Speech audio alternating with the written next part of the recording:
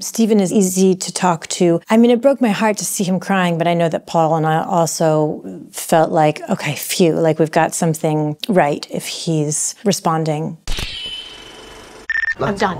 I'm done. Look, I am done. I am done.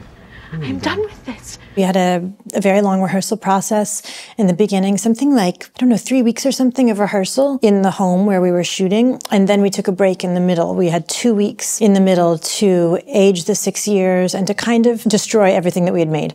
You know, the love that we had built up, the relationship that we had built up. We had 2 weeks to learn how to annoy, frustrate, and age each other. Baby, I'm sorry. I can't do this anymore.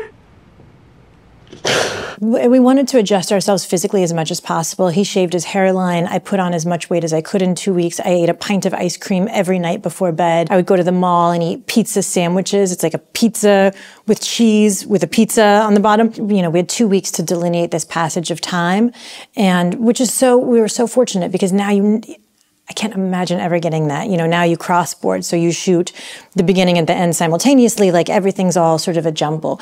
But we were allowed to shoot entirely in sequence with 2 weeks off in the middle to age. And it's hard to imagine a circumstance now that would allow that because it costs. Yeah, that night we set out with a camera and we just shot for 12 hours. We shot from sundown to sunrise, and we each sort of came with our pockets full of tricks, you know, things that we might need to pull out. But he just said, we had very little scripted dialogue, and he just said, I'm going to put a camera on you for 12 hours, which is a lot of pressure, you know, especially when you're working with somebody as talented as Ryan, to see what happens. And that's what spontaneously came out on that night. Girls like you, girls that look like you don't go to study medicine.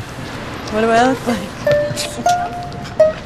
Girls like you are supermodels. Oh yeah, it was heartbreaking. I think when it goes really well, the ending feels like you're having something ripped away from you. You know, when you work so closely with a group of people, when you work so intently on a character and it comes time for you to say goodbye, it's a loss. Say it with me.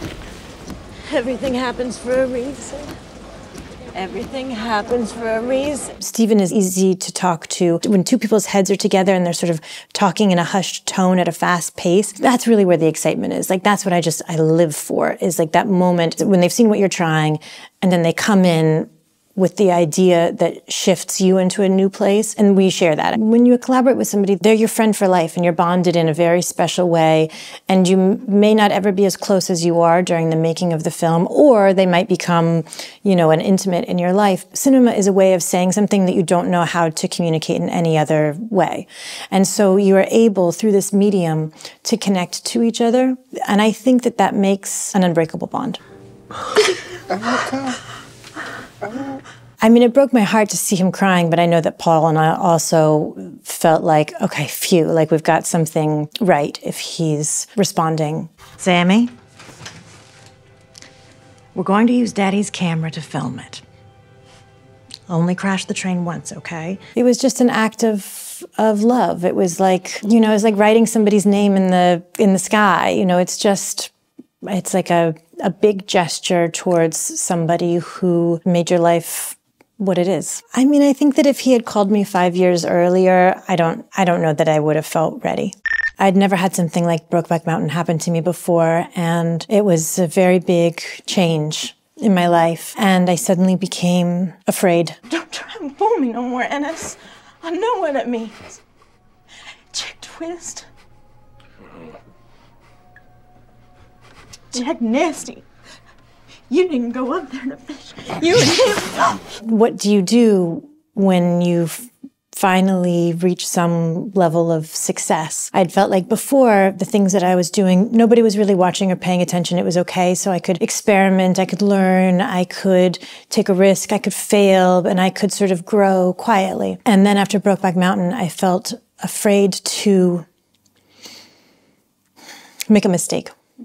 And it was hard for me to make choices for a period of time. And Wendy and Lucy came to me, and it was such a breath of fresh air because I knew immediately. I walked out of the door by accident without paying for those cans because I was going to check on my dog. My dog was tied up in front of the store. Mr. Hunt, it was obvious what was going on here. I read the script. I had seen her first 2 films, and it was such a relief to feel back on my emotional track, back to my instincts. So it was very easy for me to say yes. I think that for me, this movie was a real recentering. Nothing mattered to me except working with Kelly. Nothing mattered to me except being with her, communing with her, being part of her world. You know, I have my daughter, and they couldn't afford, you know, a house or anything. And so they found a friend of a friend who had a guest house. And we stayed behind this man's house for 2 months. He became like family to us.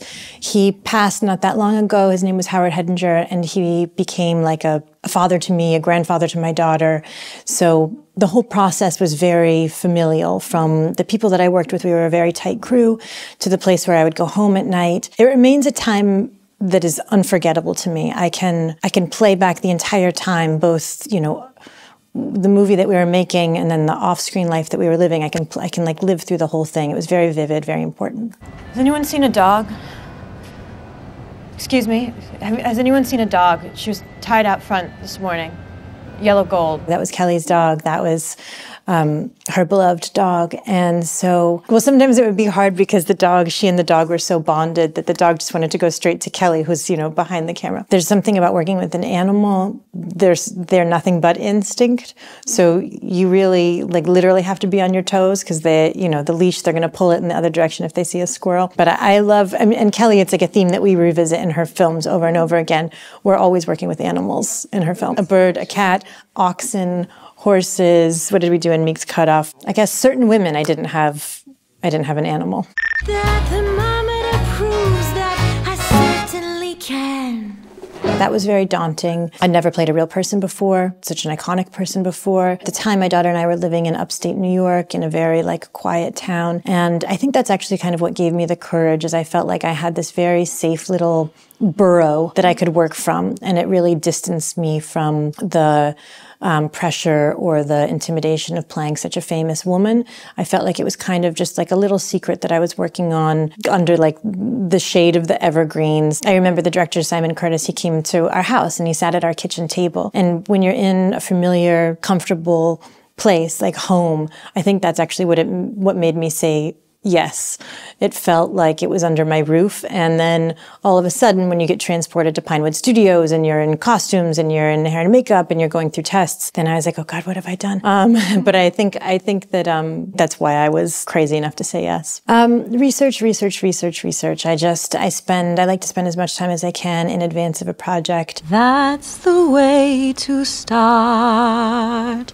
I like 6 months. I like a year. I like a very, very long time to absorb and think. It was like growing pains. Because I'd never played somebody, I'd never sort of broken myself down and then remade myself in somebody else's form. That was a very new experience for me. And then I've continued to pursue that line of work since then. And I've played Gwen Verdon and I played Steven Spielberg's mother. And so I have more familiarity with like following a pattern in a way and knowing how to make from a pattern. But the first time I did it was very painful. You know what was nice is I actually made Showing Up first, and then I went to go make Fabelmans, and I hadn't worked for so long. It had been the pandemic, I'd had another baby, I'd had so much time at home. You know, you feel kind of rusty after all that time off. Hi, Joe, your bird is acting weird. I don't think it's breathing right. Call me back. And so it was actually really nice to be able to do two things back to back and kind of get back into a mode of working and just sort of thinking differently. It's a very different, like my work brain is different than my home brain. So it was really nice to actually have two things in sequence. Right, so the sculptor that I play, Cynthia Lottie, I mean, I don't play her, but we use her sculptures in the film. And Kelly said, I love this sculptor, I love this work, now you go find your own connection with it. And I would spend time with Cynthia in her studio, and I did. By the time I was done with my work in her studio, I mean, I was crawling out of that place on my hands and knees weeping. Like, I'm just so moved by this woman's body of work. I'm so moved by her progression. I'm so moved by her studio space.